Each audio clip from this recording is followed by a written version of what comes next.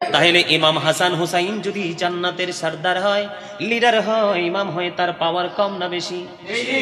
এত বেশি পাওয়ার, যে পাওয়ারের সাথে পৃথিবীর কোনো পাওয়ারকে তুলনা করা যাবে না, কোনো কম্পেয়ার করা যাবে না, এত বেশি পাওয়ার।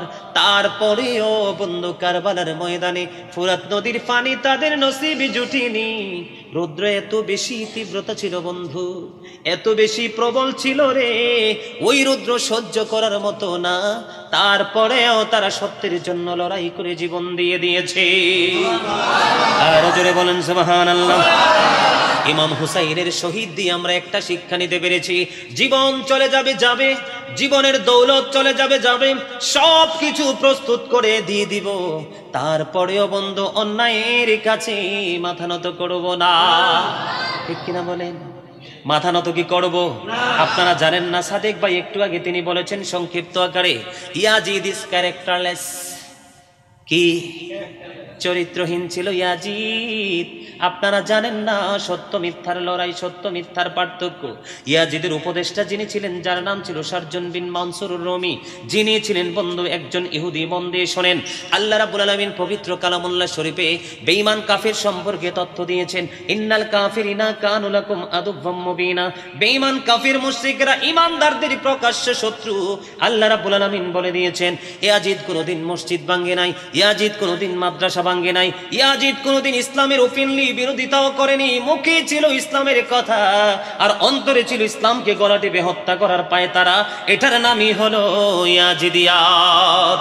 দাড়ি থাকবে, টুপি থাকবে, পাগড়ি থাকবে, মিষ্টি মিষ্টি কথা বলবে, তাদের মুখের ভাষা হবে মধুর চেয়েও মিষ্টি, চরিত্র হবে ফেরাউনের চাইতে নিকৃষ্ট, আর আত্মা হবে বাঘের চাইতে বন্ধু হিংস্র। এই যে সাদেক ভাই একটু আগে আপনাদেরকে বলেছেন যে ইয়াজিদ চরিত্রহীন ছিল, ইয়াজিদের উপদেষ্টা ছিল শারজুন বিন মানসুর রমি, যার কাজ ছিল দিনের বেলা শুধু বানর নাচাতো, দিনের বেলা শুধু তিনি বানর নাচিয়ে বেড়াতো, আর রাতের বেলা হলে মদের আসর বসিয়ে নারীদেরকে দিয়ে তিনি বিভিন্ন রকমের রং তামাশা করত। জোরে জোরে বলেন নাউজুবিল্লাহ। বন্ধুরে আমার একটু মন দিয়ে শুনবেন, একটু মন দিয়ে শুনবেন, কিছুক্ষণ আলোচনা করে সমাপ্ত করে দিব। হয়তোবা এমনও হতে পারে রে, আজকের ওয়াজ আপনার জীবনকে গোছানোর জন্য যথেষ্ট হতে পারে। ঠিক কিনা বলেন? মানুষের জীবন পরিবর্তনের জন্য, আমলের পরিবর্তনের জন্য, আপনার চারিত্রিক গুণাবলীর বৈশিষ্ট্যকে পরিবর্তন করার জন্য সারা জীবন ওয়াজের প্রয়োজন হয় না, একদিনের ওয়াজই বন্ধু যথেষ্ট হয়ে যায়। ইয়াজিদ বাহিনী কত নষ্ট চরিত্রের ছিল। 61 হিজরিতে কারবালা হয়েছে, মনে রাখবেন কত? 61 হিজরিতে কারবালা হয়েছে রে বন্ধু। আর 63 হিজরিতে ইয়াজিদ বাহিনী কি তাণ্ডব চালিয়েছে আপনারা জানেন না। আমি কিন্তু কারবালায় আসবো ফিরে, আগে ইয়াজিদ কিনি বন্ধু ছোট্ট ছোট্ট টুকরো টুকরো করে আমি আগে আপনাদেরকে মেসেজ দিতে চাই। আপনারা অনেকেই মনে করতে পারেন হুজুর ইয়াজিদটা কি, ইয়াজিদিয়াত কি, এটাই তো আমরা বুঝি না। ইয়াজিদিয়াত হলো মুখে ইসলামের কথা বলা, মুখে ইসলামের প্রেমের ভাব দেখানো, অন্তর থেকে ইসলামকে বন্ধু কবর দেওয়ার পায় তার নামই হলো ইয়াজিদিয়াত। 61 হিজরিতে কারবালা হয়েছে। 61 হিজরিতে কারবালা হওয়ার পরে 63 হিজরিতে আরো বড় তাণ্ডব তারা চালিয়েছে। মদিনার প্রায় 700 সাহাবীকে তারা অতর্কিতভাবে বন্ধু শহীদ করে দিয়েছেন। জোরে জোরে বলেন না নাউজুবিল্লাহ। কত শত? 10,000-এরও বেশি সাধারণ মানুষকে কতল করেছে। 1,000-এরও বেশি মহিলা, 1,000-এরও বেশি মহিলা ইয়াজিদ বাহিনীর তাণ্ডবে অবৈধ সন্তান প্রসব করতে বাধ্য হয়েছে। 3 দিন পর্যন্ত মসজিদে নববীর মধ্যে বন্ধু কোনো আজান দিতে দেয়নি, নামাজ পড়তে দেয়নি, ঘোড়া বাঁধা রাস্তা বল বানিয়েছে। জোরে জোরে বলেন না নাউজুবিল্লাহ। আরেকটু মহব্বতে করুন না নাউজুবিল্লাহ।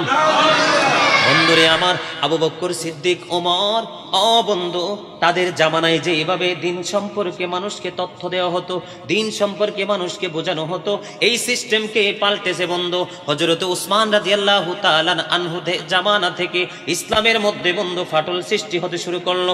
মুসলমানের মধ্যে মুসলমান ইসলাম নিয়ে টানা হেসরা ফাটল সৃষ্টি করতে শুরু করলো।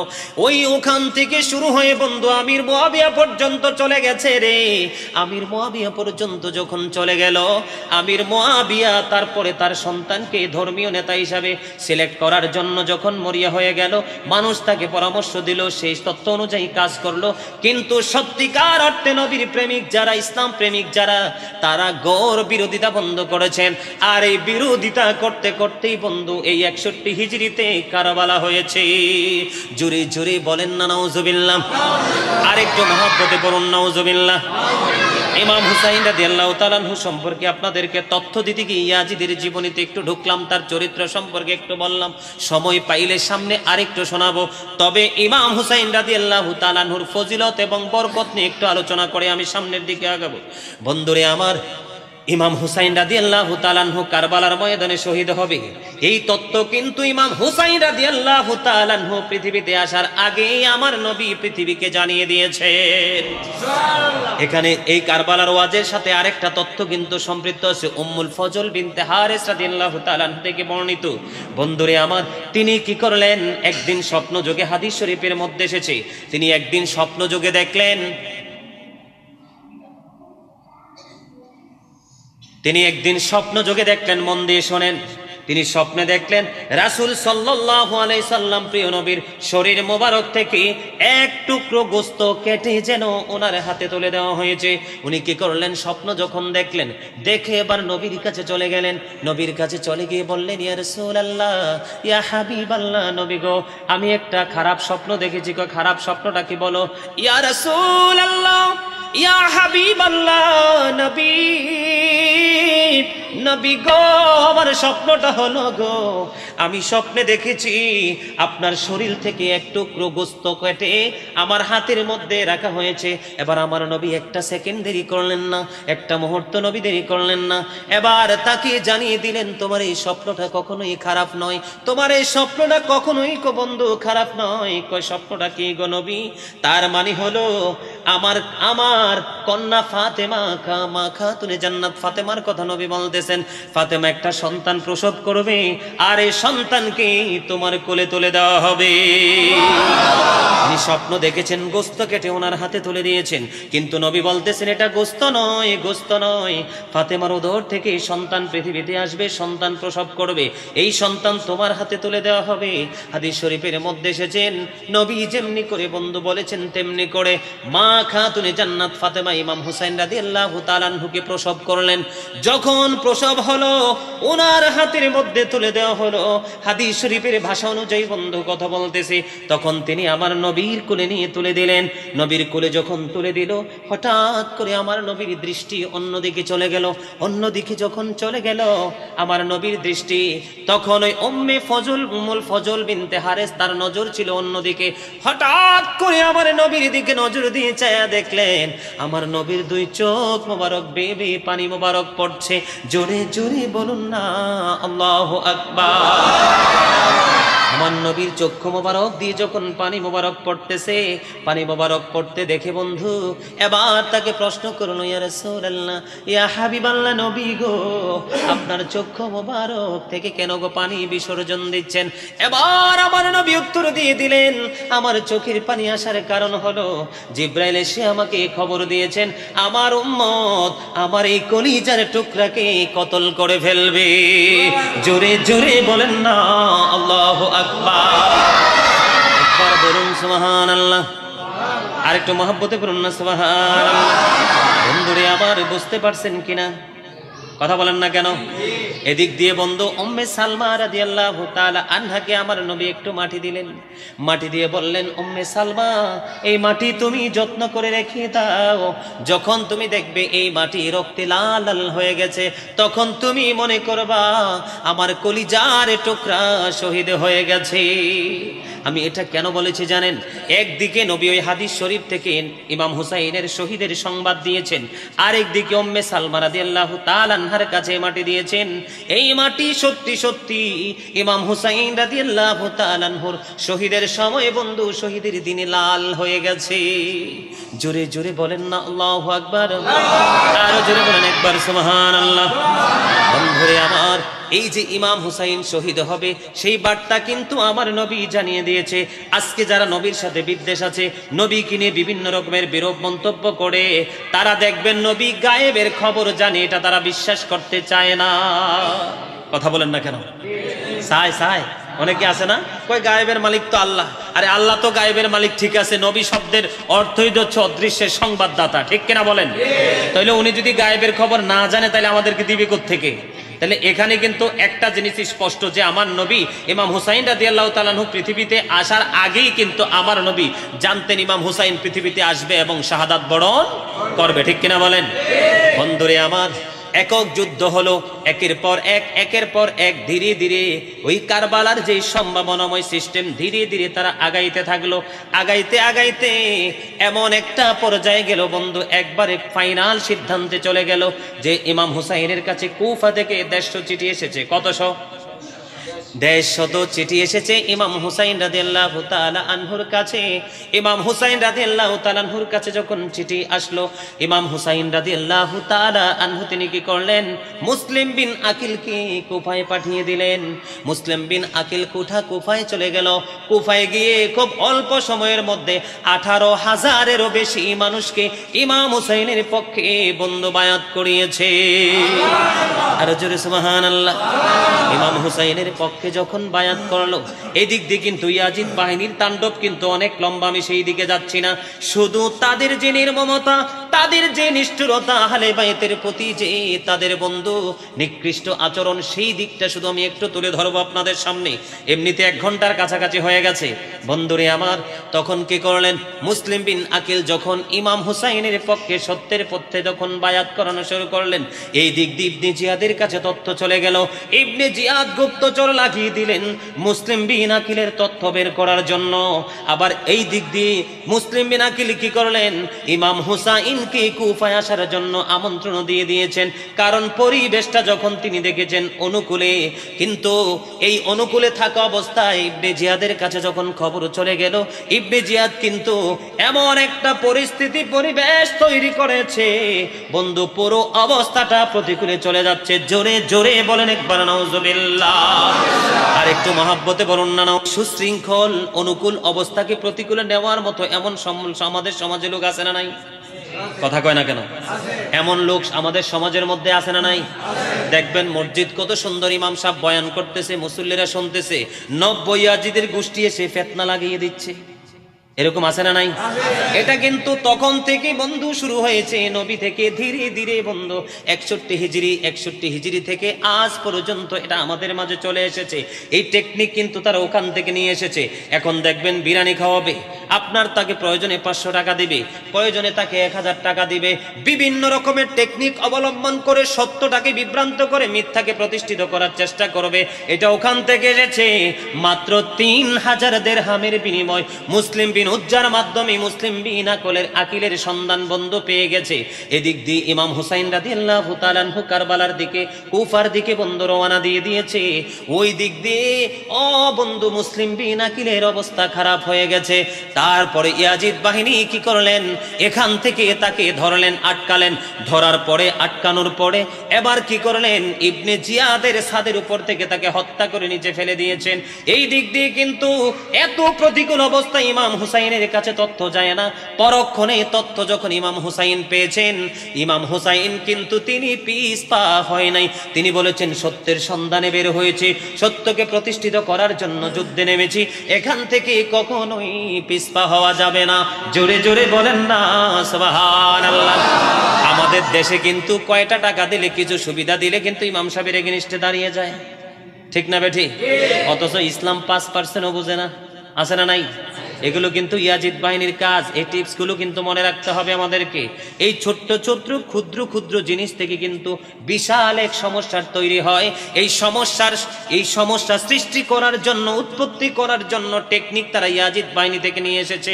ধীরে ধীরে তাদের লেখনির মাধ্যমে, বক্তব্যের মাধ্যমে ইয়াজিদ বাহিনীকে হুসাইনি সংগঠনের বিরুদ্ধে উস্কে দিচ্ছে, ঠিক কিনা বলেন? আর একটু মহাব্বতে বলেন ঠিক কিনা? ইয়া রাসূলুল্লাহ, ইয়া হাবিবাল্লাহ, ইয়া রাসূলুল্লাহ, ইয়া হাবিবাল্লাহ, ইয়া রাসূলুল্লাহ, ইয়া হাবিবাল্লাহ। আমার মতের নিদান কালেন আসিয়া নবী গো, আমার শিয়রে দেখি দিব আপনাকে নয়ন ভরে ইয়া রাসূলুল্লাহ ইয়া হাবিবাল্লাহ ইয়া রাসূলুল্লাহ লামন করে না কি রশিয়া সওয়াল করবেন বসাইয়া নিবেন পর্দা দয়ার নবী উঠাইয়া সালাম জানাবো কদম ছুঁইয়া ইয়া রাসূলুল্লাহ ইয়া হাবিবাল্লাহ ইয়া রাসূলুল্লাহ শুনেছি হাদিসে দেখিলে আপনাকে জীবনের গোনা ঝরিয়া পড়ে দিও গো দেখা দয়া করে ইয়া রাসূলুল্লাহ ইয়া হাবিবাল্লাহ ইয়া রাসূলুল্লাহ الصلاة والسلام عليك يا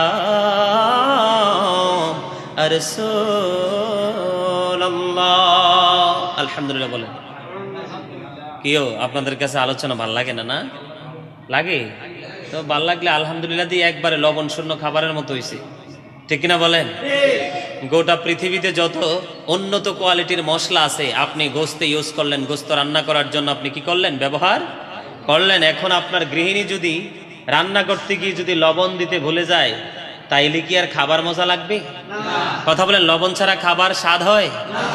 লবণ ছাড়া যেমনি খাবার স্বাদ হয় না, ঠিক প্রেম ছাড়াও কিন্তু কখনো নবীর প্রেম, আহলে বাইতের প্রেমের গল্প ভালো আপনাকে কি হতে হবে? প্রেমিক। তারপরে আপনাকে কাছে প্রেমের গল্প মজা লাগবে, প্রেমের চিঠি পড়তে ভালো লাগবে। অন্তরে যদি প্রেম না থাকে তখন কিন্তু আপনার কাছে এই প্রেমময় গল্প ভালো।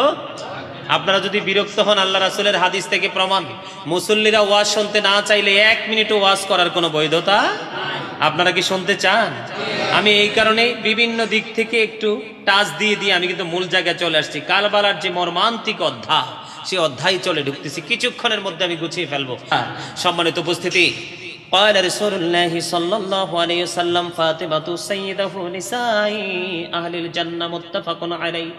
আল্লাহর হাবিব সরকারে দু জাহান রাহমাতাল লিল আলামিন ইমামুল মুরসালিন, তিনি ওনার পবিত্র জবান মোবারক দ্বারা তিনি বয়ান করেছে। বন্ধু, উনি বলে দিয়েছে রে, এই পৃথিবীর একটু আগে আমার ভাই সাদেক ভাই বলেছেন, আমার মা আমার বোনদেরকে আমি ডেকে ডেকে বলবো গো। সাদেক ভাই একটু আগে বলেছেন জায়নামাজে বসার জন্য। আজকে যারা আহলে বাইতের প্রেমিক হয়ে, পাক পাঞ্জাতনের প্রেমিক হয়ে, সুহাদায়ে কারবালার প্রেমিক হয়ে, ইমাম হুসাইনের প্রেমিক হয়ে জায়নামাজে বসতে পারবে প্রেমময় অন্তর নিয়ে, তার জন্য বড় ধরনের একটা গিফট হলো, পুরস্কার হলো। ও বন্ধু, বুখারী এবং মুসলিম শরীফের মধ্যে এসেছে হাদিস খানা। আমার নবী বলেছেন ফাতেমাতু সাইয়্যিদাতু নিসাই আহলিল জান্নাহ। আমার নবী বলেছেন মা খাতুনে জান্নাত ফাতেমা এই পৃথিবীর যত মুমিনা তাদের সরদারিনী হবে জান্নাতে। বন্ধুরে, আমার মা, চাচি, জেঠি, খালা, ফুফু, দাদু, নানু, মহিলা সদস্য যারা আছে, তারা যদি আহলে বাইতকে, পাক পাঞ্জাতনকে, এই সুহাদায়ে কারবালাকে স্মরণ করে ইমাম হুসাইনের প্রেমিক হয়ে যদি তারা বন্ধু জীবন যাপন করতে পারে, তাদের জন্য জান্নাতে লিডার হয়ে যাবে। বন্ধু, সেটা হলো মা খাতুনে জান্নাত ফাতেমা। পাক পাঞ্জাতনের অন্যতম সদস্য হলো সেই মা খাতুনে জান্নাত ফাতেমা।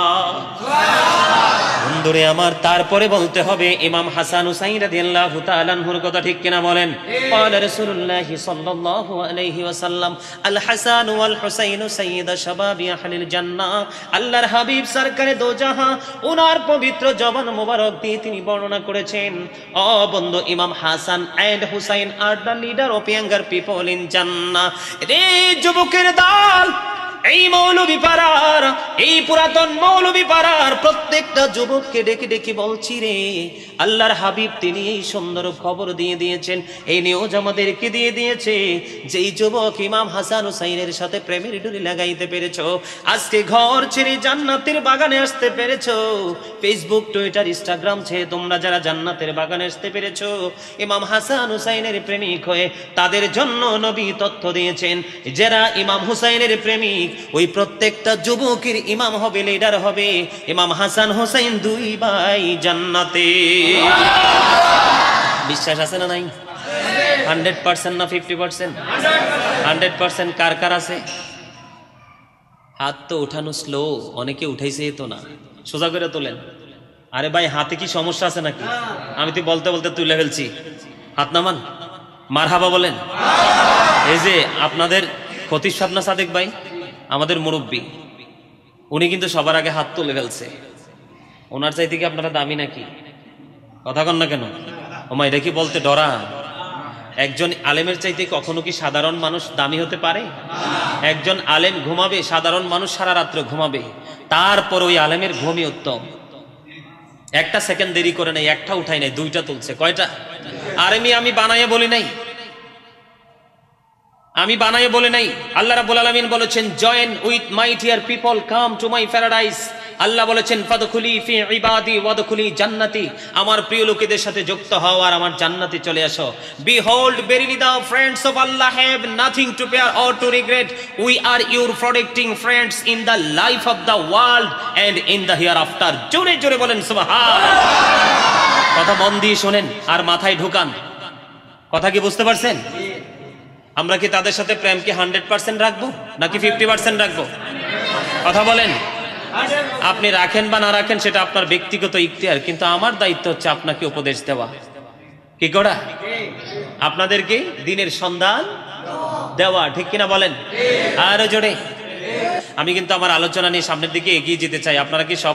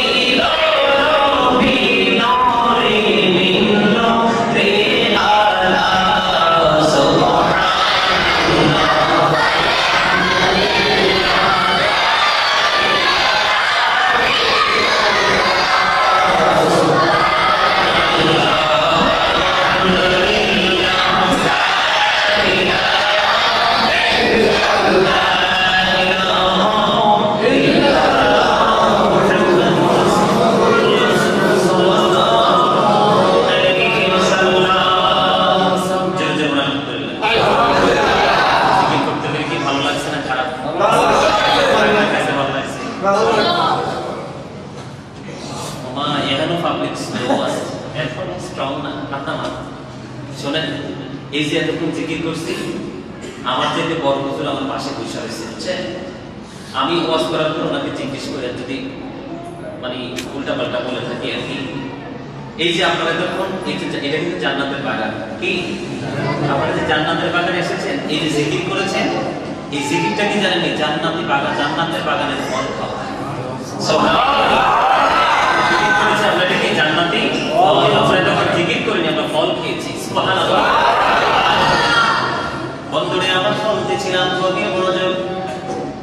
এবার ধীরে ধীরে কি করেছে, এবার ইমাম হুসাইন বন্ধুর কোফা পর্যন্ত পৌঁছে গেছে। কুফাতে পৌঁছে গেছে, যুদ্ধ শুরু করবে। তার মধ্যে সবচেয়ে বড় একজন ইয়াজিদ বাহিনীর মধ্যে সবচেয়ে বড় কুফার বীর বলে যাকে সবাই জানতো। বীর বুঝেন কি বীর? মহাপুরুষ হিসাবে যাকে সবাই জানতো, যার বীরত্ব দেখলে মানুষ ভয় পেত। এমন একজন ব্যক্তি ছিল যার নাম হলো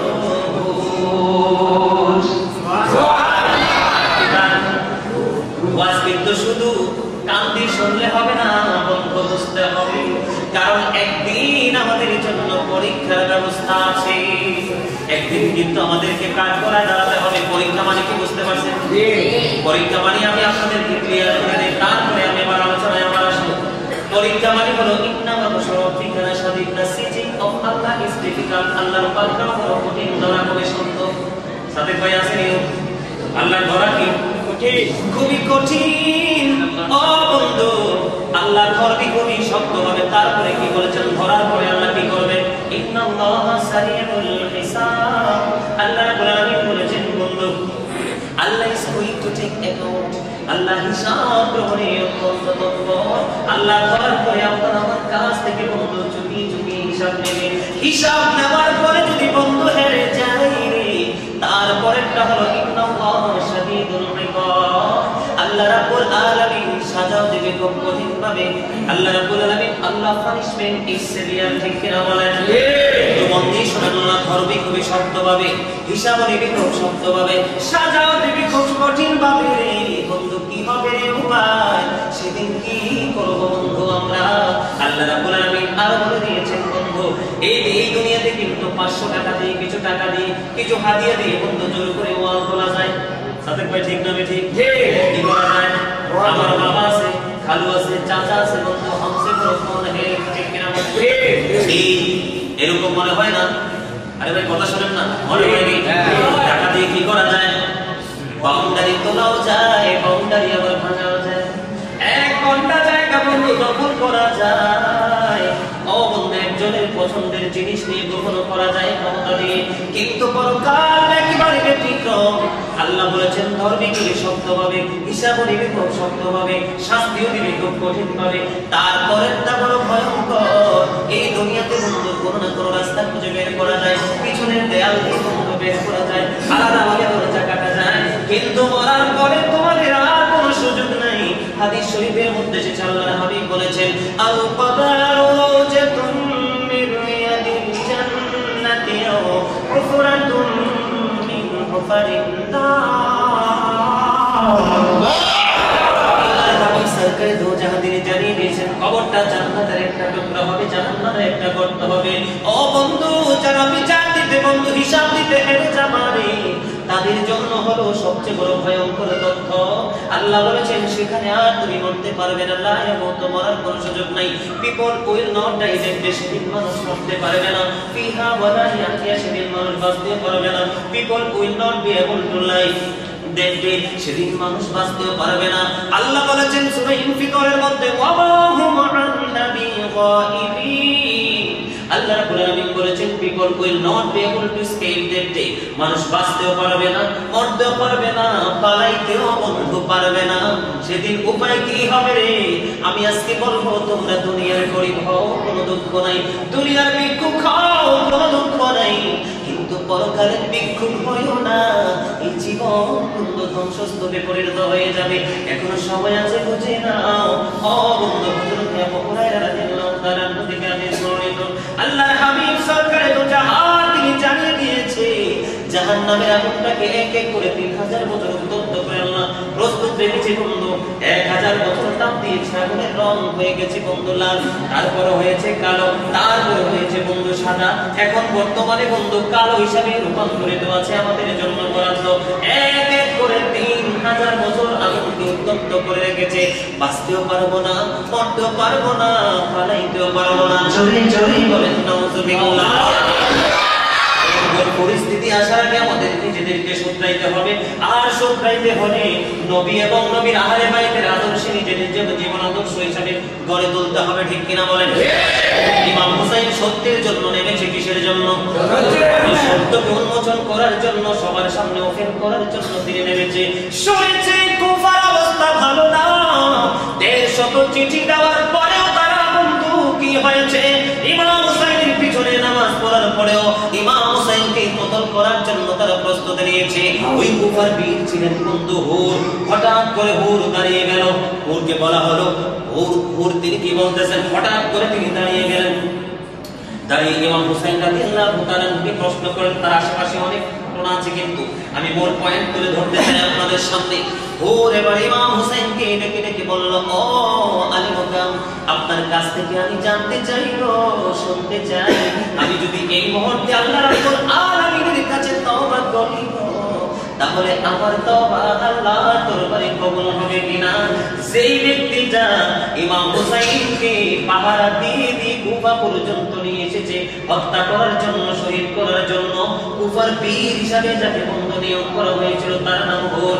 এবার ইমাম হুসাইন আলী মুকাম প্রশ্ন করলো, তোমার নাম কি? কই আমার নাম হলো হুর। এবার ইমাম হুসাইন ডেকে ডেকে বলে, তুমি যদি সত্যিকার আহলে বাইতকে মহব্বত করে তওবা করো, এখনো তওবার দরজাটা খোলা আছে।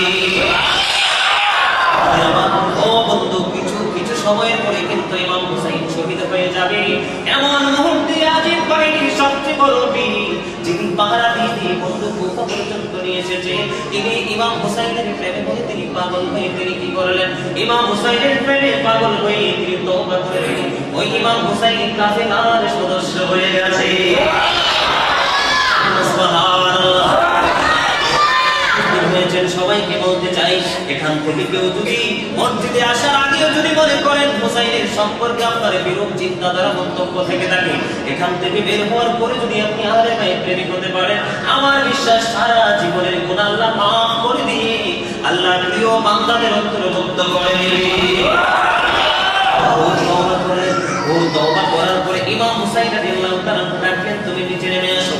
এবার হুজুর উত্তর দিল, ও আলী মুকাম, আমি আপনাকে পাহারা দিয়ে কুফা পর্যন্ত নিয়ে এসেছি, আমি ঘোড়া থেকে জিন্দা নামবো না গো, আমি আপনার জন্য সীসার দেয়াল হয়ে দাঁড়িয়ে যাব, যতক্ষণ না পর্যন্ত আমার দেহের লাশ আপনার কদমে না পড়বে, আমি জিন্দা আপনার কদমে আমি যাব না। ইমাম হুসাইনি কাফেলার সদস্য হয়ে হুর করলেন, শহীদ হলেন। জোরে জোরে বলেন না সুবহানাল্লাহ।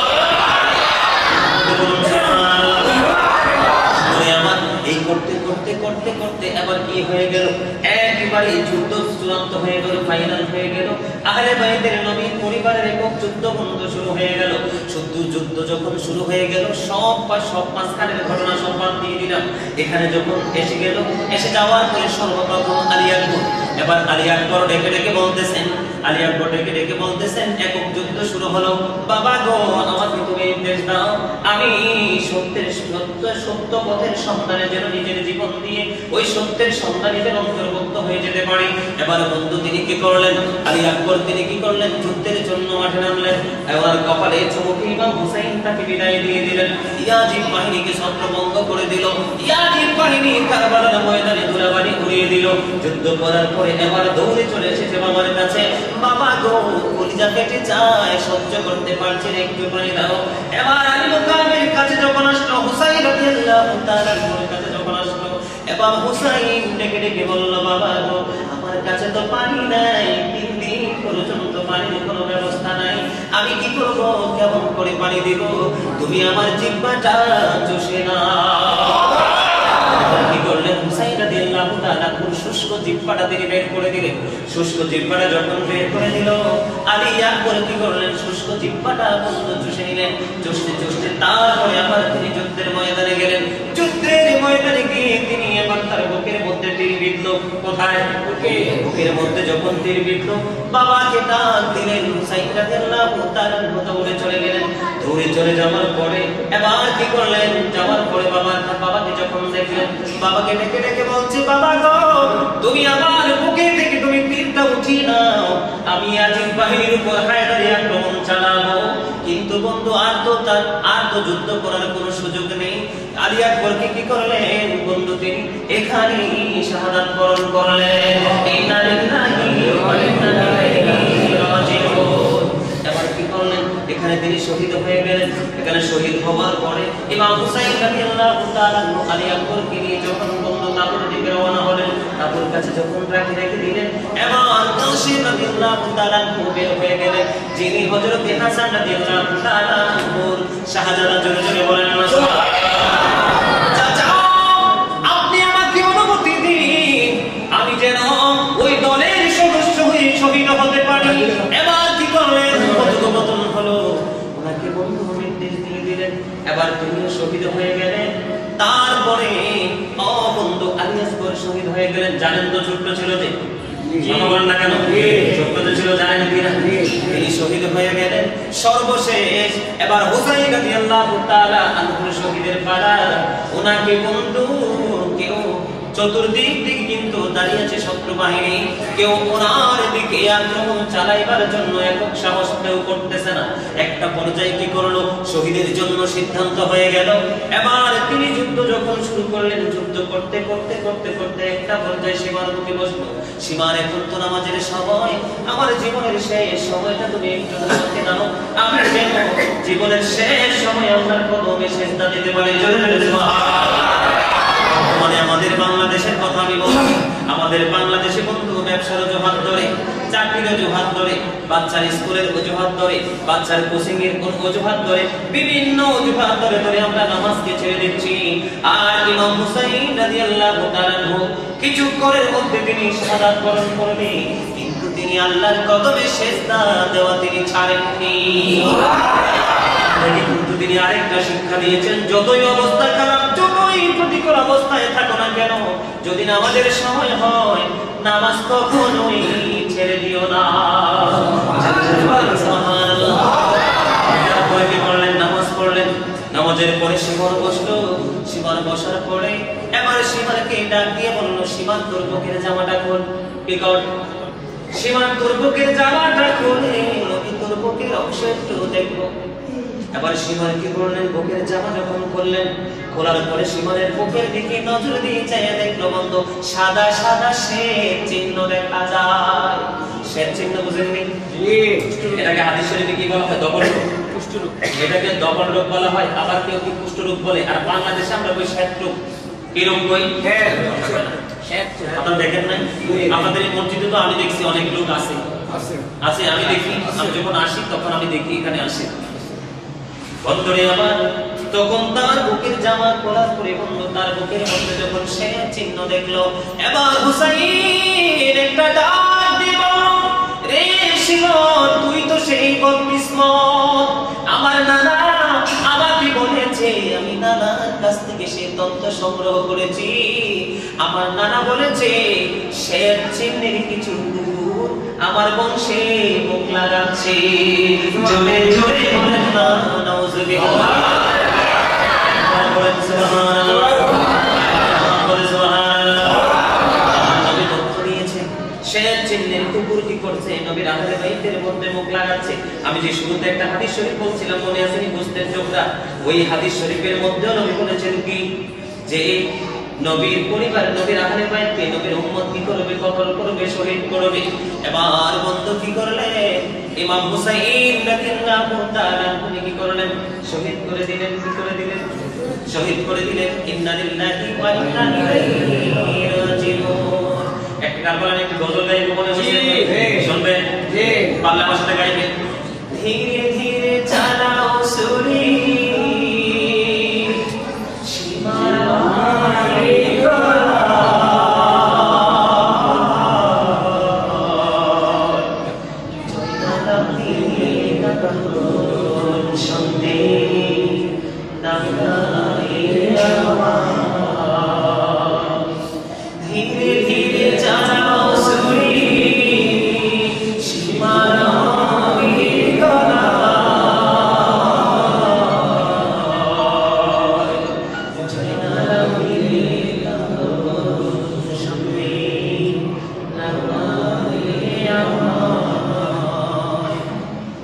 আমার না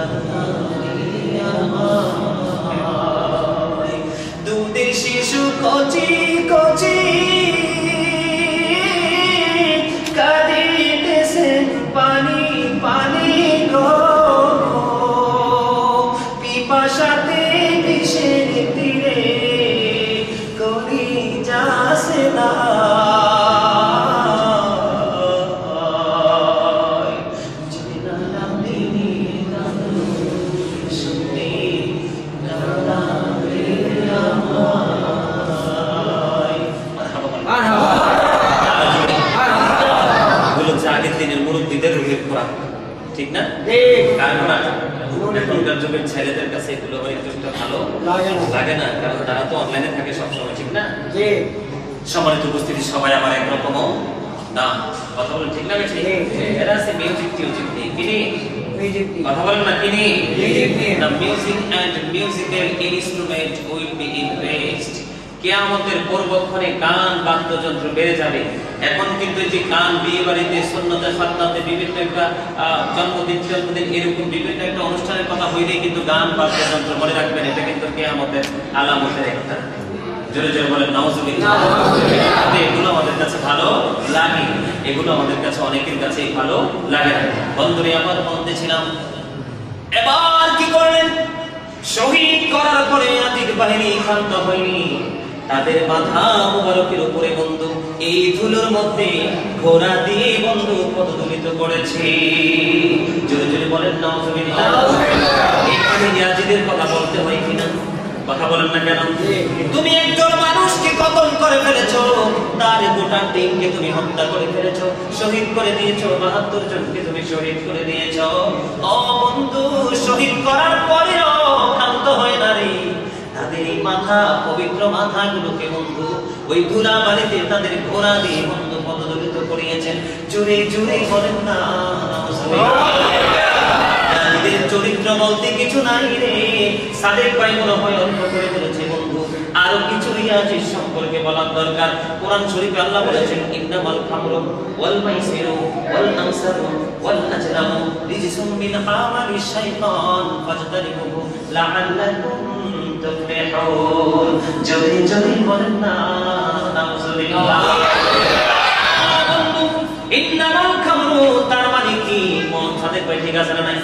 কিসের কথা বলা হয়েছে? মদের কথা বলা হয়েছে রে। ও বন্ধু, মদ ইমাম আজম আবু হানিফা রাহমাতুল্লাহি আলাইহি তিনি বলেছেন কি, যেই ব্যক্তি মদ পান করবে তাকে ৮০টা জরিমানা কয়টা? ৮০টা। মদ শুধু পান করলে, এখন আমাকে প্রশ্ন করেন বলো হুজুর কেন?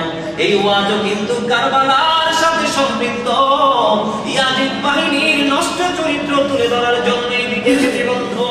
ইয়াজিদ একটা নষ্ট চরিত্র ছিল, তার বাহিনী এতটা নষ্ট চরিত্রের ছিল, নিজের বউ রেখে অন্যের বউদের সাথে আলিঙ্গন করা, মিলামেশা করা, জিনা করা, এটা কি আপনারা ভালো বলেন না খারাপ বলেন? এর চেয়ে বড় নিকৃষ্ট কোন পুরুষ নারী হইতে পারেনি না। বলে হুজুর কেন নিকৃষ্ট বললেন? এই চরিত্র ছিল বন্ধু ইয়াজিদ এবং ইয়াজিদ বাহিনীর মধ্যে। ইয়াজিদ আপনার দেখবেন অবৈধভাবে মিলামেশার পরে যে সন্তান আসে, সন্তানটাকে কি বলা হয়? জারজ।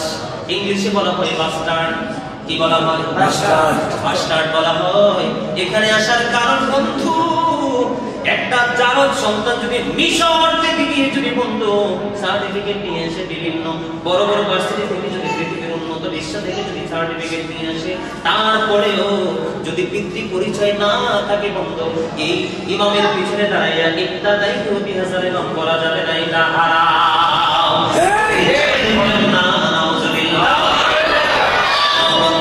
আমি আবার পুনরায় একটা গজল বলেছি, গজলের মধ্যে কিছু তথ্য তুলে ধরেছি। এই তথ্যের সাথে হাদিস শরীফের কোরআনের মিল আমি একটু পরে আপনাদেরকে বলবো।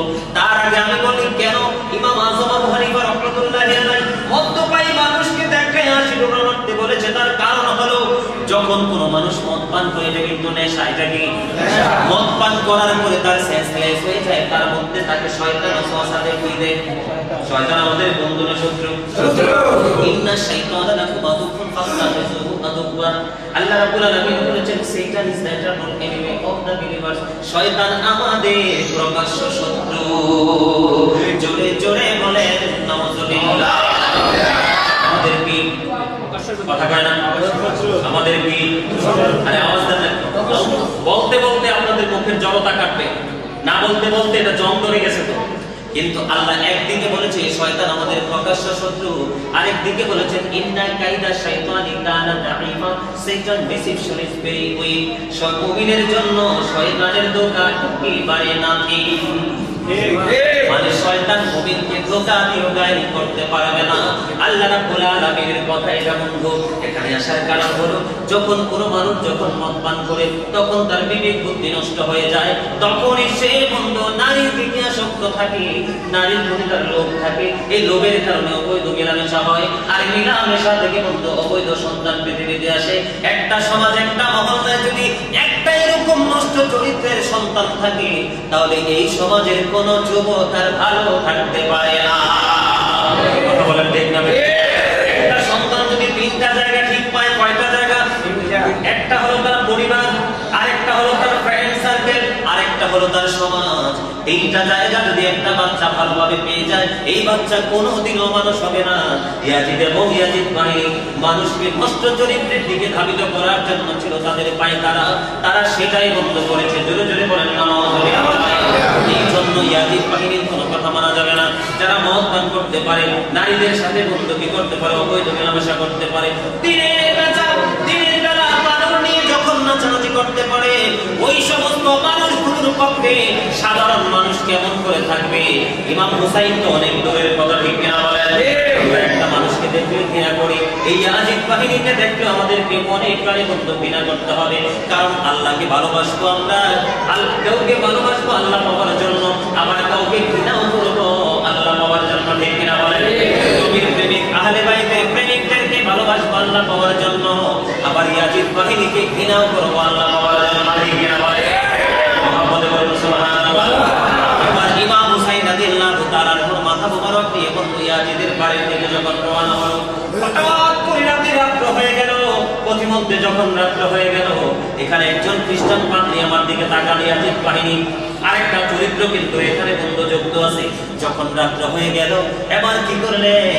ওই ইয়াজিদ বাহিনীকে ওই খ্রিস্টান পাদ্রী ডেকে ডেকে বললেন, রে ইয়াজিদের দল, আজকের একটা রাতের জন্য রাসূলের কলিজার টুকরা হুসাইনের মাথাটা আমারে দিবা।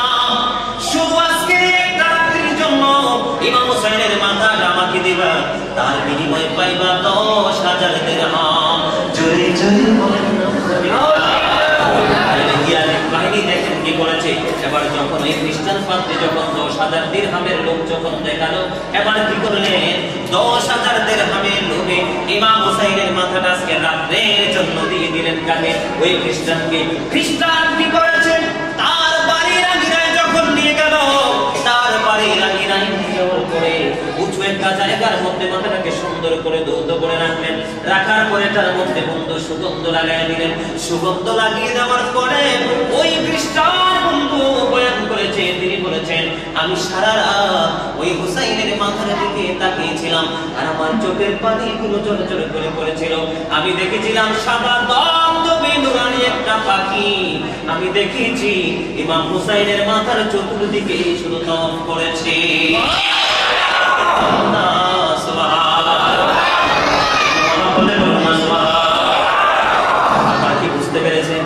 এই বর্তমানে কিন্তু ইয়াজিদ বাহিনী টাকা দিয়ে বিরানি দিয়ে একটু আগে বলেছে বিভিন্ন রকমের টেকনিক অবলম্বন করে মানুষকে তাদের দলবদ্ধ করে দিচ্ছে, আর প্রকৃত মানুষের ইমানগুলো বন্ধ হরণ করে নিচ্ছে, ঠিক কিনা বলেন?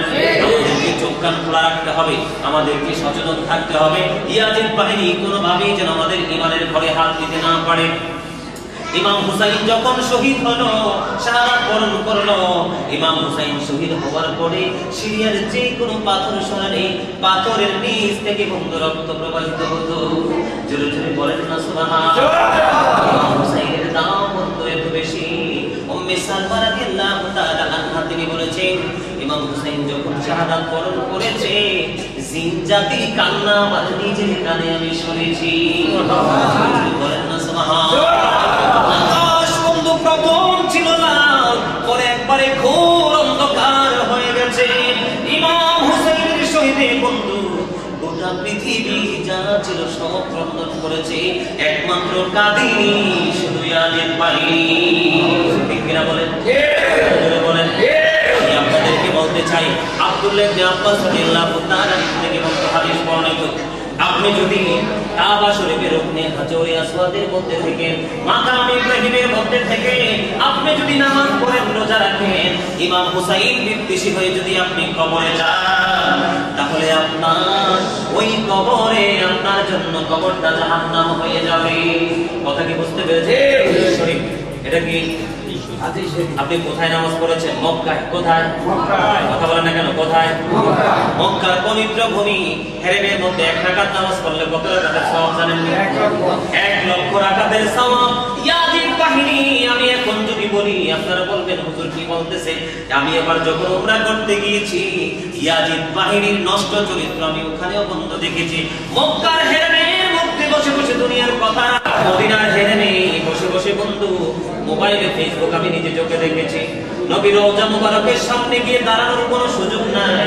আপনি এই দরজা দিয়ে ঢুকবেন দাঁড়িয়ে রাসূলকে সালাম দিয়ে দরজা দিয়ে বন্ধ বের হয়ে যাবেন আর বেলাল গেট দিয়ে মসজিদে নববীর মধ্যে বন্ধ প্রবেশ করবেন এটা হলো সিস্টেম এটা হলো নম্রতা ভদ্রতা ইয়াজিদ বাহিনী ওখানে বন্ধ তাণ্ডব চালাচ্ছে মনে রাখবেন ইয়াজিদ বাহিনী গোটা পৃথিবীতে বন্ধ ছড়িয়ে ছিটিয়ে পড়তেছে এক এক করে তারা মানুষের ঈমানকে হরণ করার জন্য চেষ্টা করতেছে আমি যখন নবীজি রওজা মুবারকের দিকে তাকে দুই হাত ধরে যখন মুনাজাত করলাম এবার একজন এসে ডেকে ডেকে বলতেছি আল্লাহ হাজ্জি শেখ আমি তোর মাতা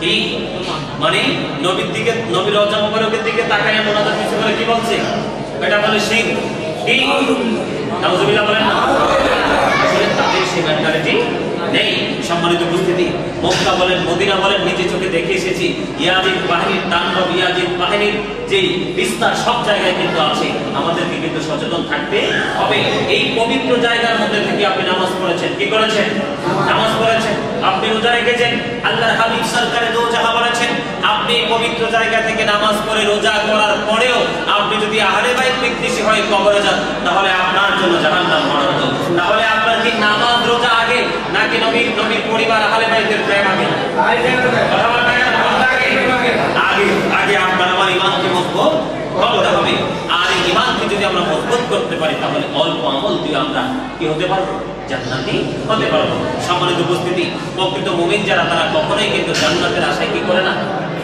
ইবাদত করে না জান্নাতের আশায় কখনো তারা আমল করে না তারা আমল করে আল্লাহকে পাওয়ার জন্য রাসূলকে পাওয়ার জন্য ঠিক কি না বলেন রাসূলকে পাইলে আল্লাহ পাওয়া যায় কিন্তু রাসূলকে কিভাবে খুশি করবেন রাসূলের কলিজার টুকরাতে আঘাত দিলে এই আঘাত রাসূল পায় কি পায় তার মানে আহলে বাইতকে কষ্ট দিলে নবী কষ্ট পায় নবী কষ্ট পাইলে আল্লাহ রাব্বুল আলামিন এমনিতে অটো আপনার উপর নারাজ ঠিক কি না বলেন আহলে বাইতকে ভালোবাসলে আমার নবী খুশি হয়ে যাবে আর আমার নবী যখন খুশি হয়ে যাবে আল্লাহ রাব্বুল আলামিন আমাদের উপর সন্তুষ্ট হবে ঠিক কি না বলেন উপস্থিতি অনেক সময় হয়ে গেছে প্রায় 1.5 ঘন্টা হয়ে গেছে বিলাপ আছে কিয়াম আছে মুনাজাত আছে আমাদের অনেক সময় আছে তো আমি আপনাদেরকে বিনীতভাবে অনুরোধ করব আমি কিন্তু বিভিন্ন জায়গা থেকে কিন্তু প্রাসঙ্গিক আলোচনা বিভিন্ন জায়গা থেকে আপনাদেরকে আলোচনা শুনিয়েছি আপনাদেরকে বোঝার জন্য এখানে আমি একটা কথা বলবো সর্বশেষে এদিকে তাকান আমি সর্বশেষে আপনাদেরকে বলবো আমাদের দেশে কিন্তু একটা এখন বর্তমানে ইয়াজিদ বাহিনীর একটা তাণ্ডব চলতেছে অনেক সময় অনেক মানুষ কিন্তু বিভ্রান্তির মধ্যে পড়ে যায় যে এই সমস্ত ইমাম সাহেবের পিছনে নামাজ পড়া যাবে কি যাবে না আমি আপনাদেরকে একটা হাদিস শরীফ শোনাবো আল্লাহ রাসূল বলেছেন আল্লাহর হাবিব এবং আল্লাহর হাবিবের আহলে বাইতের প্রতি যাদের বিদ্বেষ আছে তারা কিন্তু কখনোই ঈমানদার নয় তাদের পিছনে কিন্তু ইক্তেদাও করা যাবে না কথা কি বুঝতেছেন তাদের পিছনে কি করা যাবে না রাসূল বলেছেন ওয়া ইয়াহুম লা ইউদিল্লুনাকুম ওয়া লা ইফতিনুনাকুম তোমরা তাদের থেকে কি থাকো দূরে থাকো তাদেরকেও দূরে রাখো কেননা তারা আমরা যদি তাদের সাথে মিশি এবং তারাও যদি আমাদের সাথে মিশে তখন কিন্তু তারা আমাদেরকে কি করবে পথভ্রষ্ট করবে ফিতনায় ফেলবে তারা যেন আমাদেরকে পথভ্রষ্ট করতে না পারে ফিতনায় ফেলতে না পারে এজন্য আমাদেরকে তাদের থেকে দূরে থাকতে হবে তাদেরকে আমাদের থেকে দূরে রাখতে হবে দেখবেন আপনার বিপদের সময় আপনার যখন দেখবেন বাজার করতে পারেন আপনাকে আস্তে করে 500 টাকা নোট 1000 টাকা নোট এটা দিয়ে যাবে তার মানে কি কারো মনে ঢুকতে হলে আগে তার পেটে ঢুকো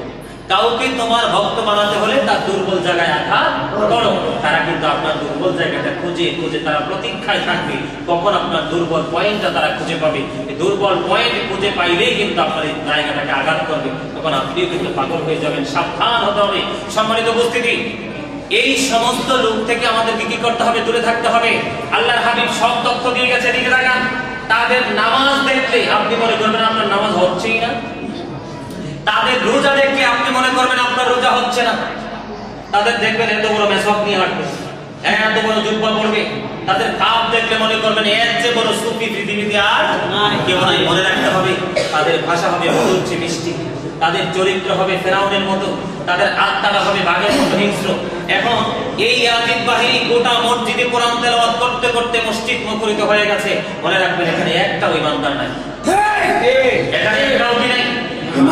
আপনাদেরকে মনে রাখতে হবে ইউদিল্লু বিহি কাসীরা ওয়া ইয়াহদি বিহি কাসীরা। আল্লাহ রাব্বুল আলামিন কাউকে কোরআন দিয়ে হেদায়েত দান করেছেন, তার মানে হেদায়েত প্রাপ্ত যারা তারা কি জান্নাতি। আল্লাহ কোরআন দিয়ে কাউকে কি করে দিয়েছেন? গোমরাহ করে দিয়েছেন, পথভ্রষ্ট করে দিয়েছেন, তার মানে কি জাহান্নামী। আপনাকে মনে রাখতে হবে কোন কোরআন সে তেলাওয়াত করতেছে, কি করতেছে, কোন কোরআন তেলাওয়াত করতেছে। রাসূলকে সঙ্গে নিয়ে, আহলে বাইতকে সঙ্গে নিয়ে কোরআন তেলাওয়াত করতেছে, নাকি সে আল্লাহ রাসূলকে রাসূলের আহলে বাইতকে বাদ দিয়ে কোরআন তেলাওয়াত করতেছে। আপনি কিন্তু তার কোরআন দেখলে, তার মধুর সুর দেখলে মুগ্ধ হলে চলবে? আগে আপনি তাকে নিয়ে ইচ্ছে মতো আগে গবেষণা করবেন, তাকে নিয়ে আগে ইচ্ছে মতো অবজারভেশন করবেন, তারপরে যদি মনে করেন যে সে এ টু জেড কমপ্লিট আছে, তখন আপনি তার সাথে হাত মিলিয়ে আপনি চলাফেরা করবেন। সম্মানিত উপস্থিতি, বর্তমান প্রেক্ষাপট একটা খুব ভয়ঙ্কর একটা প্রেক্ষাপট। আমাদেরকে মনে রাখতে হবে আল্লাহর হাবিব বলেছেন কিয়ামতের আলামতের মধ্যে অন্যতম একটা সিম্পটম হলো কিয়ামতের পূর্বক্ষণে পৃথিবীতে সবচেয়ে নিকৃষ্ট মানুষ হবে আলেমরা। সবচেয়ে নিকৃষ্ট মানুষ হবে আলেমরা। কেন হবে? তারা তাদের আধিপত্য বিস্তার করার জন্য, তাদের প্রভাব অন্যদের উপর ফেলার জন্য, ফেলানোর জন্য তারা নিজ নিজ মন করা ফতোয়া দিবে, তারা মানুষকে ফতোয়া দিয়ে তারা বিভ্রান্ত করে দিবে। আজকে মানুষের এত নষ্ট পথে যাওয়া, এত দলে দলবদ্ধ হওয়ার পিছনে রহস্য, অন্যতম রহস্য হলো আমাদের মতো দাড়িওয়ালা, টুপিওয়ালা, পাগড়িওয়ালা এই মসজিদের মিম্বরে দাঁড়িয়ে নামাজ পড়তেছেন এই ধরনের ইমাম সাহেবরাই। আপনাদের ইমাম সাহেব চিনে নিতে হবে। এখন কিন্তু ৭৩টা দলের মধ্যে ৭২টা দলে কি জাহান্নামী, আর এই ৭২টা দলের ইমামও কিন্তু আলিমী আছে। একটা দল মাত্র আহলে সুন্নাত ওয়াল জামাত। আহলে সুন্নাত ওয়াল জামাত ইজ দ্য বেস্ট পার্টি। রাসূলের মনোনীত দল, মনোনীত পথ হলো কি? আহলে সুন্নাত ওয়াল জামাত। এই আহলে সুন্নাত ওয়াল জামাতের মধ্যে কি আছে? নবীর প্রেম আছে, আহলে বাইতের প্রেম আছে, সাহাবায়ে কেরামদের প্রেম আছে, মাযহাবের প্রেম আছে। সর্বশেষে এখন বর্তমানে ইয়াজিদ বাহিনী কিন্তু আমাদের দেশে আরেকটা গুজব ছড়ায়, সেইটা আমরা যখন আল্লাহর নবীদের দরবারে যাই, মাজারে যাই। আসলে মাজার মানে হলো জিয়ারতের স্থান। মাজার মানে কি? আপনি আপনার দাদির কবরের পাশে গেছেন, এটাও কিন্তু মাজার। আপনি দাদার কবরের পাশে গেছেন, জিয়ারত করছেন, এটাও কিন্তু মাজার। কিছু কিছু স্পেশাল জায়গা আছে যারা আল্লাহর গোলামি করতে করতে করতে করতে করতে করতে এত বেশি সম্মান অর্জন করেছে, তখন তার পাগলরা কি করে কয় না এটা অন্য নরমাল জায়গার মতো আমরা রাখবো না, একটু মডিফাই করবো এটাকে। এই মাজারের চতুর্পাশে গিয়ে মানুষ কি করে জিয়ারত করে। আজকে ইয়াজিদ বাহিনী কিন্তু এই মাজারের পক্ষে আমরা থাকাতে আমাদেরকে বেদাতি বলে। কি বলে? কথা বলবেন না কেন? আপনারা কিন্তু এখন কিন্তু বেদাতি বলে ভয় পেয়ে যান। আপনাদেরকে যদি বলে হুজুর বেদাত, বেদাত বললে কিন্তু আপনাদের বুক কাঁপবে। বর্তমান যুগে বেদাত বললে বুক কাঁপতে কোনো সুযোগ নাই। এই যে আমি এই যে মাইকের সামনে যে ওয়াজ করতেছি, আমার নবী কি সেভাবে ওয়াজ করেছে? না। তো এই যে আমি ওয়াজ করতেছি, যারা বেদাত ফতোয়া দেয় তারাও কিন্তু এটা দিয়ে ওয়াজ করতেছে। কথা কিন্তু বুঝবেন, যারা বেদাত ফতোয়া দেয় তারাও কিন্তু এটা দিয়ে ওয়াজ করতেছে কি না? এটা তো বেদাত। এটা কি ইবাদতের যোগ্যতার সাথে কথা বলেন? এটা কি ইবাদতের সাথে সম্পৃক্ত না? তারাও কিন্তু এটা করছে, কিন্তু তারা আমাদেরকে বলছে কি আমরা বেদাত। কি আল্লাহ রাসূল কি জান্নাতুল বাকিতে জিয়ারত করে নাই? মায়েশা সিদ্দিকা রাদিয়াল্লাহু তাআলা ঘুম থেকে উঠে দেখেছেন নবীকে খুঁজে পাচ্ছেন না, তখন নবী জান্নাতুল বাকিতে জিয়ারত করতেছেন। সুবহানাল্লাহ বলে। আমরা জিয়ারত করলে কি কোনো সমস্যা আছে? এবার আসেন এদিকে তাকান। আমাদের এই বর্তমান সমাজে ডিজাইনেবল পরিবেশ তৈরি করে আমরা অনেক সুন্দর স্টেজ ফুলে ফুলে আমরা মানে স্টেজ সাজিয়ে আমরা আলোচনা করি। নবী কি সেই সময় করতো এরকম স্টেজে? কি ওরা বসে না? ওরাও কিন্তু বসে, ওটাও কিন্তু বেদাত, কিন্তু এটা নিয়ে তাদের কোনো প্রতিক্রিয়া নেই। এই যে দেখেন, এই যে আমরা যারা ইমাম সাহেব, আমরা যারা নামাজ পড়াই, আমরা কিন্তু নামাজ পড়ানোর বিনিময় আমাদের কিন্তু এই সভাপতি থেকে ধরে সেক্রেটারি, ক্যাশিয়ার থেকে ধরে একবারে তৃণমূল পর্যায়ে মুসল্লিদের পর্যন্ত আমাদের কিন্তু সভাপতির কাছে একটা লিস্ট থাকে। ইমাম সাহেব যিনি পাঞ্জিখানার দায়িত্ব পালন করে নামাজ পড়ে, উনি কিন্তু সেই ইমামতিকে কেন্দ্র করে কিন্তু ডিপেন্ড করে উনি কিন্তু ওনার মুসল্লিদের বাড়িতে একটা ওয়াক্ত বা একদিন করে করে খাবার খায়। আমার নবীর জামানায় কি সেই সুযোগ ছিল? সেটা করেছে? এখন যে তারা ইমামতিকে ইস্যু করে, তারা যে মানুষের বাড়ি বাড়ি হেঁটে হেঁটে খেয়ে বেড়াচ্ছে, এটাও তো বেদাত। ওই এটা নিয়ে কিন্তু তাদের কোনো বক্তব্য নেই। কথা কি বুঝতেছেন? আমার কথা বুঝতেছেন? কোথায় আরেকটা বিষয় দেখেন, আমরা যখন ওয়াজে আসি, আমাদেরকে নামার পরে কিন্তু একটা খাম দেওয়া অথবা সরাসরি হাদিয়া দেয়। মসজিদে ইমাম সাহেব যখন চাকরি করে, অনেক ইমাম সাহেব আছে বেতন ধার্য করে নামাজ পড়ায়, অনেকে আছে যে না আপনারা খুশি হয়ে যা দেন তা ইমামতি করতে আসছি, ইমামের মতো থাকতে দিবেন, এরকম একটা চিন্তাধারা নিয়ে আসে। কিন্তু ইমাম সাহেবরা কিন্তু মাস শেষে একটা মাসিক একটা অ্যামাউন্ট তারা পায়, একটা অনারিয়াম কিন্তু তারা পায়। এটা তো আমার নবী দেয় নাই। এখন যে আমরা প্রচলিত করে দিয়েছি সেটাকে, এটাও তো বেদাত। কিন্তু এটা নিয়েও কিন্তু তাদের কোনো বক্তব্য নেই। তাদের শুধু বক্তব্য হলো আমার নবীকে নিয়ে। এই আমার দিকে তাকান, কিছুদিন আগে বেয়াদব বক্তব্য দিয়েছে, আমার নবী নাকি আত্মহত্যা করতে গিয়েছে। মুসল্লি যারা আছেন, এটাকে আপনাদের কাছে অ্যাকসেপ্টেবল মনে হয়েছে? মানে গ্রহণযোগ্য, এটাকে আপনারা মানতে পারতেছেন? মানতে পারতেছেন না, এটাই হলো ঈমান।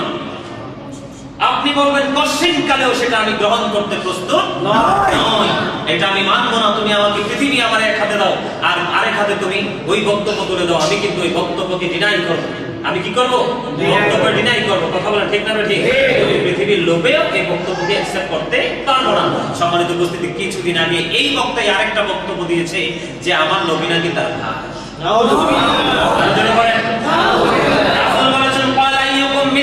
তোমরা কে আছো আমার মতো? 1450 বছর আগে থেকে আজ পর্যন্ত কোন মৌলবী হাত তোলে নাই। কি তোলে নাই? কেউ কি বলছে যে আমি আছি? তার মানে কি? নবী বেনজির বেমিসাল, নবীর সাথে কাউকে তুলনা করা যায় না।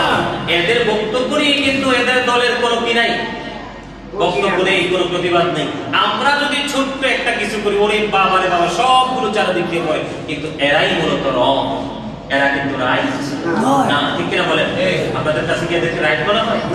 আরেক মুরব্বী, আমার মনে জন্মের বয়স, আমার জন্ম আগে থেকে মনে তিনি ওয়াজ করতেছেন, উনি দেখলাম কি একদম ফ্রিলি ওপেনলি আলোচনা করতেছেন।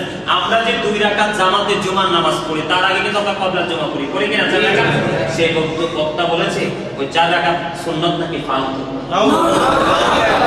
একটা সুন্নাতকে যদি কেউ জিন্দা করে কবরে যেতে পারে, একটা সুন্নাতকে আমল করে যদি কেউ কবরে যেতে পারে, 100 শহীদের মর্যাদা নিয়ে সে জান্নাতে যেতে পারবে। আর আমার নবীর সেই সুন্নাহকে বলছে কি ফালতু। এখন আপনাদেরকে বুঝে নিতে হবে, ওই সমস্ত মানুষগুলোই কিন্তু ইয়াজিদি গ্রুপের একটা অংশ। এটা কিন্তু তাদের পক্ষে কাজ করে। আমাদেরকে সজাগ থাকতে হবে, চোখ কান খোলা রাখতে হবে। আমাদের এই মসজিদে এসেও কিন্তু ওই বাহিনী উস্কানি কোনো বক্তব্য দিয়ে সুশৃঙ্খল পরিবেশ উশৃঙ্খল রূপে রূপান্তরিত করতে পারে, অনুকূলকে প্রতিকূলে নিয়ে যেতে পারে। আমাদের প্রত্যেকটা দায়িত্বশীল ব্যক্তি এবং সাধারণ মুসল্লি আমাদেরকে কি থাকতে হবে?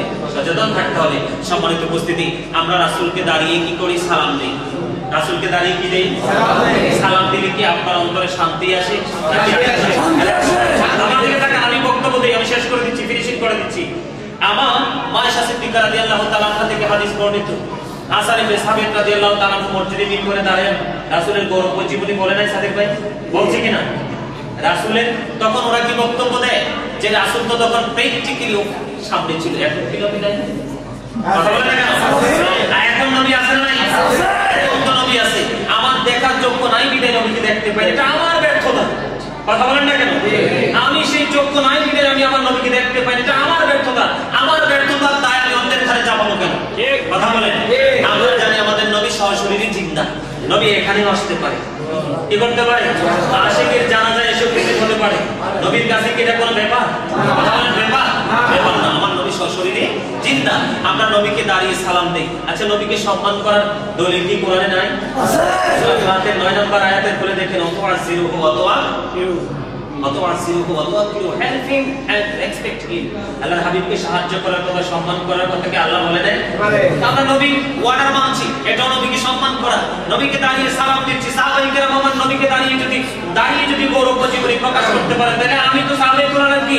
এই মিয়া, সাহাবায়ে কেরামের ঘোড়ার পায়ের নিচের 3 আঙ্গুলের 1 চিমটি মাটি যদি একটা পাল্লায় তুলে দেওয়া হয়, আর গাউসে পাক থেকে ধরে আপনার গোটা পৃথিবী যতদিন থাকবে ততদিন পর্যন্ত যত আল্লাহর ওলি পয়দা হবে, সবগুলো ওলিকে যদি এক পাল্লায় তুলে দেওয়া হয়, সাহাবীদের ঘোড়ার পায়ের নিচে 3 আঙ্গুলের 1 চিমটি মাটি ওজন ভারী হয়ে যাবে। আওয়াজ করে বলেন সুবহানাল্লাহ। সেই সাহাবায়ে যদি নবীকে দাঁড়িয়ে সম্মান করতে পারে, সালাম